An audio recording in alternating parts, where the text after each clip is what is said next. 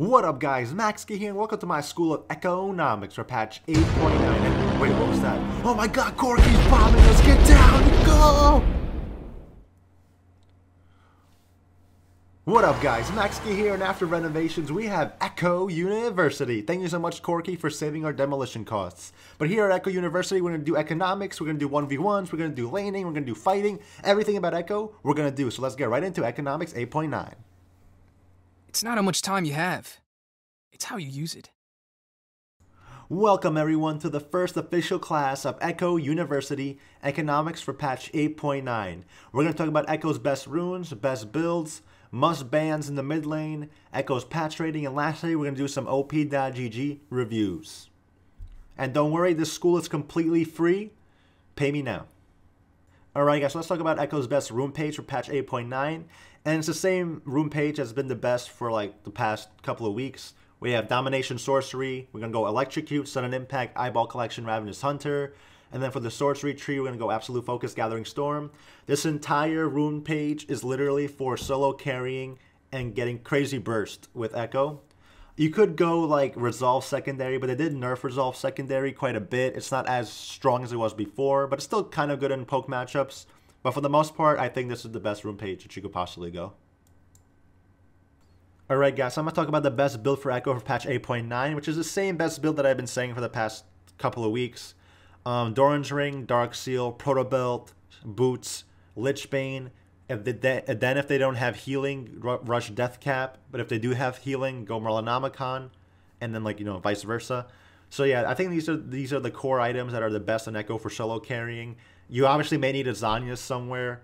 You might need a Void Staff one game. But for the most part, I try to build these items every game. I know they changed Doran's Ring.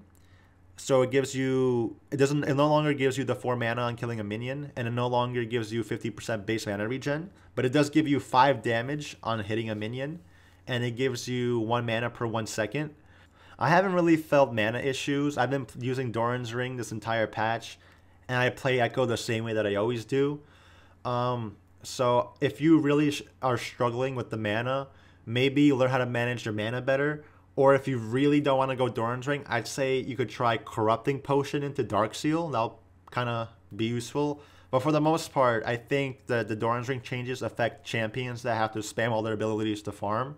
Like someone like Rise has to spam his E, then Q, then whatever he does. I don't know, whatever. But he has to use multiple abilities to clear the wave, so that hurts him more than it hurts someone like Ekko. Good. I don't like Rise. Alright, speaking of champions that I don't like, let's talk about the must bans for Ekko in the mid lane. So, the first champion that I would probably ban is Yasuo, because right now Yasuo is back in the meta because of Conqueror. Like, Yasuo's go Precision and Resolve, so they're going to go Conqueror, and then they go Bone Plating Chrysalis, or Bone Plating a Second Wind, whatever. So they become tanky. On top of that, they have Yasuo has his passive shield. So try as Ekko fighting a Yasuo that has his shield up and has bone plating up. So you have to first pop that. If you don't pop that, this Yasuo is going to go in on you. And then if you try to trade with him, you're going to do 0 damage. On top of that, Yasuo now does true damage. So he has even more DPS. If you try to fight him in the minion wave, you're going to lose. If you try to step up for CS, he could just jump on you, do true damage. There's right now, if Faker's playing Yasuo, Bjergsen's playing Yasuo, all these high pro players are playing Yasuo because he is meta again. Because Conquer, I think, is not a fair rune. Along with Conquer Resolve, true damage, tanky does not work together. But anyway, the next champion I would ban is LeBlanc. I ban LeBlanc. LeBlanc is my go-to ban every game because she's very easy to snowball with. She's not that hard of a champion to play. You literally have basically all your abilities except your skill shot E are easy to hit. Your Q is point and click. Your W is basically click and you go there. And then your R, you can mimic 2 point and click Qs. You can mimic 2 point and click Ws. She's a lot of mobility. I just hate LeBlanc. She could one-shot anybody. If she gets ahead in the early game, especially for Ekko, it's impossible. You can't CS versus LeBlanc because she's gonna jump on you and then disappear. It's just a hard matchup. I perma-ban LeBlanc. Rise. If LeBlanc didn't get reworked, I would be perma-banning Rise. But the only good thing about Rise is that I don't see Rise that often. So that's why I ban LeBlanc. But when I do see a Rise, it's like instant loss. I can't really beat Rise in lane. Rise just wave clears too easily. Point and click CC. He's tanky. Like, I hated that mid laners get rewarded for building like Abyssal Mask. Like Rise still builds Abyssal Masks. You have Karmas now that are building Banner of Command. Like they get, you can't kill them if they're building MR as Ekko, and that's what Rise does. And when Rise builds MR, he still out damages you, which makes no sense to me. So yeah, I permaban. If I didn't permaban LeBlanc, I would permaban Rise. Kassadin. I think Kassadin is probably the most played. Maybe I guess Yasuo's played a lot, but I think Kassadin gets picked more than LeBlanc because Kassadin, I don't know. Kassadin's a good champion. He's also getting buffed next patch, or no, he got buffed this patch actually. So he's going to be even stronger in the early game. I hate playing versus Kassadin. He's one of those champions that's really hard to kill as Ekko. He's not as bad as like LeBlanc, Rise, Yasuo for like late game and like, but he's just hard to kill. So it's hard for it to snowball off him. And he has good roaming. He's hard to gank. I don't know. I just don't like Kassadin. And now Ahri. So I put Ahri in here because Ahri, before her rework, she was an annoying champion for Ekko. She has mobility. Her charm is really annoying. She has true damage. She does a lot of poke to you in lane. She's kind of hard to kill, especially if she has her ult up. But now with the new Ahri, now she became basically a burst assassin. If she hits her charm on you, she's doing 20% more damage on you. So it becomes annoying. And the reason I put her in here is because she's being played more often because of her rework. So if you really don't like Ahri, you could ban her because she just has a lot of poke. And now because of her rework, she does even more burst damage. So a good Ahri will just hold on to her charm and never use her charm aggressively. So if you're an Ekko, you want to jump on her, you want to kill her. So as soon as you do that, if she throws out her charm and hits you, which she has a good chance of doing that because you're right in her face, she'll do a lot of damage to you. So I haven't banned Ahri, but I know some people don't like Ahri. So if you want to ban her, she's a pretty good ban to ban. But yeah, let's go on to Ekko's patch rating. All right, guys. So for patch 8.9, I think Ekko gets an A- out of F to S+, because I think Ekko got an indirect buff this patch, and what I mean by that is all control mages got nerfed. So they increased the prices of, I think it was Lost Chapter, the item that gives you mana back after you level up. So they increased the cost of that, so now it's going to take control mages longer to get it. They changed Doran's Ring, so now spamming wave clear control mages that need to use their abilities to farm have to use their abilities more wisely or they're going to run out of mana.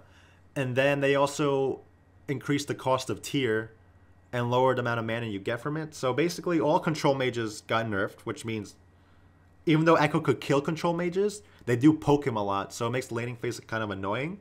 So, and Ekko doesn't really get hurt by the mana changes.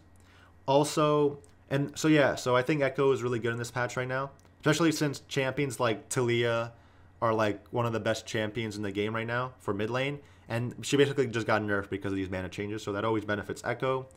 The reason I didn't give Ekko a higher rating is because Conqueror is still a thing. Conquer, Resolve, like Yasuo, all those champions, Jax, they're really hard to kill. Graves is coming back into the meta. He's kind of hard to kill. He just becomes so strong and tanky. But I think Ekko is going to get even better. I have to wait and see on what happens in 8.10 when they're going to do the 80 carry rework. Because if they nerf 80 carry snowballing, then that might mean that Ekko is become like in a really good spot. Because Ekko could one-shot 80 carries, but like if the 80 carry snowballs, they'll one-shot you because 80 carries basically become assassins now. But if 80 carries snowball a little bit later and it takes them longer to get strong, I think Ekko could just one-shot and solo carry the game. So we'll see what happens next patch. But let's do some OP.GG reviews.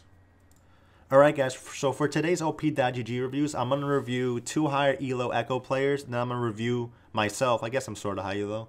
I'm going to review myself on my Smurf account. So basically, I wanted to review you guys, obviously, but all the links that I got were from like 3 weeks ago, and you guys, some of you haven't played ranked at all, or maybe play like 2 ranked games, so I can't really review that. It's sort of my fault because I didn't really post a video in like 3 weeks because of school, but don't worry, school's almost over. We're going to do this full time. But so for this episode, I'm going to review higher-elo Ekko players and see what they're doing right and wrong. So let's get right into it. So the first one we have Douglas Killer. He is a Korean Ekko one-trick. So Douglas Killer became known to the Ekko community like last season or like early start of this season. I forgot what he was doing differently, but he was doing something cool that we started to like. So we started like following this guy, and he was Masters last season as Ekko in Korea. So that's pretty good achievement. This season he's Diamond 2. And I think he's Diamond 2 because this season the meta is kind of weird. For the most part, the meta was weird, so Ekko wasn't really a good spot in the early season. Well, like not early season, like the early mid-season, like ever since they removed Frost Queens, and then 80 carries became so strong, and then everything, whatever. Yeah, so that's when Ekko went downhill. But I think Ekko's getting back into a good spot now, so we may see Douglas Killer climb to Masters again. But this is Korea Diamond 2, so Korea Diamond 2 is probably better than NA Masters. But anyway, let's see what he's doing. He's actually building Leandri's Torment these games. He went Ekko Jungle one game. So he's on a losing streak. He actually goes Airy and Inspiration a lot. Let's see what he builds. Airy and Inspiration. He goes...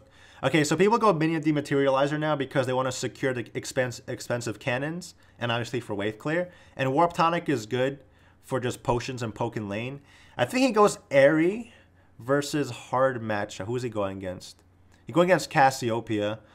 I really prefer not to go Airy, but a lot of people who go Airy say they like it in certain situations. So, well, that's all I'm going to say on that. But for the most part, he does go Electrocute Sorcery. Yeah, see, he does go the room page that I recommended in this video. I feel like this is the strongest for snowballing. I think he goes Airy for, like, more safety. Not really sure. But he does it a lot.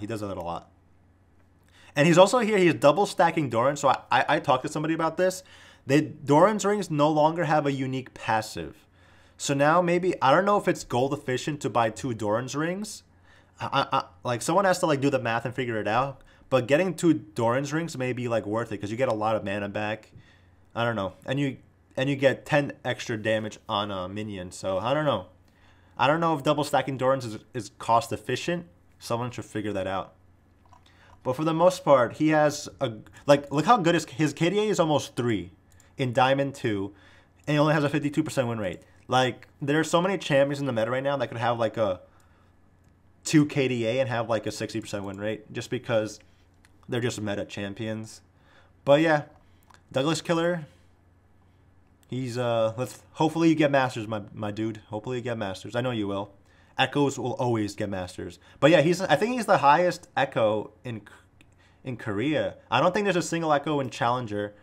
I don't know. There may be some Echoes in Masters in Korea. I don't know. But from what I heard, I know there's none in Challenger in Korea. So, Douglas Killer, get Challenger. But anyway, let's go to the next person. We have Arc Second, the only Challenger Ekko main. But the catch is that he plays Ekko Jungle. He has a crazy KDA with 250 games in Challenger. So if you want to learn how to play Ekko Jungle, you watch Arc Second.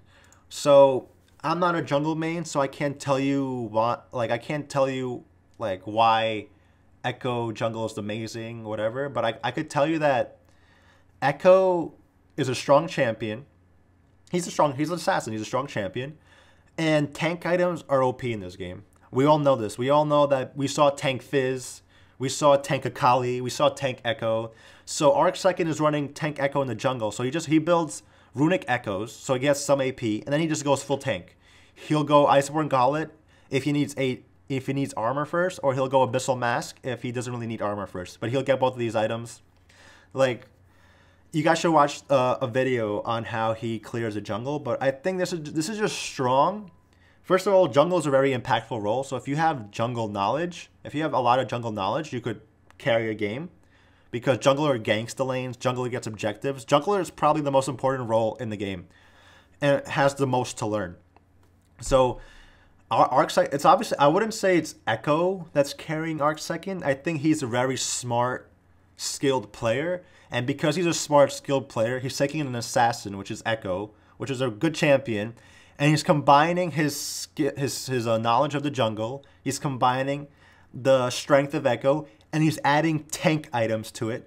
So he basically becomes, no matter if he's behind or ahead, tank items are always good for team fights because you soak up damage. So I feel like going tank is always a win-win. I personally don't like going Ekko tank. That's just not me. But it's obviously it's working. So if you guys want to learn Ekko in the jungle, I would prefer you guys watch Arc Second because he knows how to go tank Ekko jungle. So, and he's challenger. So that's what I'll say about that. All right, guys. So now this is me. Max Ski is bad. This is my Smurf account. Currently Diamond 5, 73% win rate, 75% win rate as Ekko. I started silver. I was unranked. I placed like silver 4, and now 137 games later, we're Diamond 5 with a 73% win rate.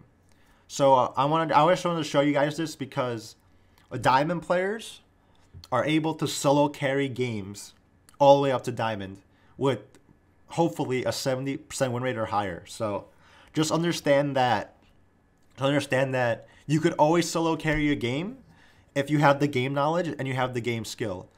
So practice, and then one day you'll learn enough that you'll be able to solo carry like 75% of your games. But yeah, so I'm gonna start echoing to masters on this account, so stay tuned for that series. But yeah, there's not really much to talk about my account. Everything that I do, I say in my video, so I just wanted to show you guys that my account is ready for echoing to masters. But yeah, guys, I hope you guys enjoyed this video. Leave a like if you did, and I'll see you in the next one.